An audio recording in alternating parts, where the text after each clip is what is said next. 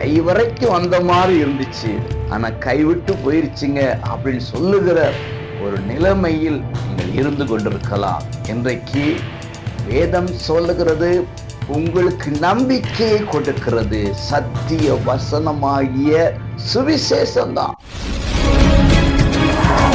அன்பு ஆவிக்குரிய உறவுகளே, இயேசுவின் நாமத்திலே உங்களை மனதார வாழ்த்துகிறேன். ஏசப்பா உங்களை ஆசீர்வதிப்பாராக. கொலோசியர் 1:6 அந்த நம்பிக்கையை குறித்து நீங்கள் முன்னமே சத்திய வசனமாகிய சுவிசேஷத்தினாலே கேள்விப்பட்டீர்கள். அன்புக்குரியவர்களே, நம்பிக்கை எப்படி வருகிறது என்று சொன்னால் சத்திய வசனமாகிய சுவிசேஷத்தின் மூலம்தான்.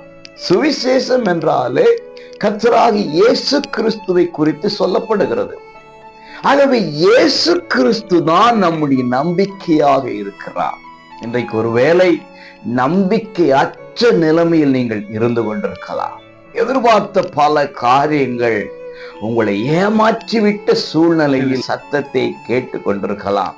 கை வரைக்கும் வந்த மாதிரி இருந்துச்சு, ஆனா கைவிட்டு போயிருச்சுங்க அப்படின்னு சொல்லுகிற ஒரு நிலைமையில், தோற்று போன நிலைமையில், வேதனை நிறைந்த நிலைமையில், வெட்கம் நிறைந்த நிலைமையில் நீங்கள் இருந்து கொண்டிருக்கலாம். இன்றைக்கு வேதம் சொல்லுகிறது, உங்களுக்கு நம்பிக்கையை கொடுக்கிறது சத்திய வசனமாகிய சுவிசேஷம் தான்.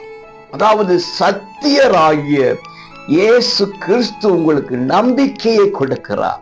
வசனத்துக்குள் திரும்புங்க. வெட்கங்கள் இயேசுவின் நாமத்தில் மறைந்து போகட்டும். நம்பிக்கை உண்டாவதாக. நம்பிக்கையை பெற்றுக் கொள்ளுங்கள். God bless you.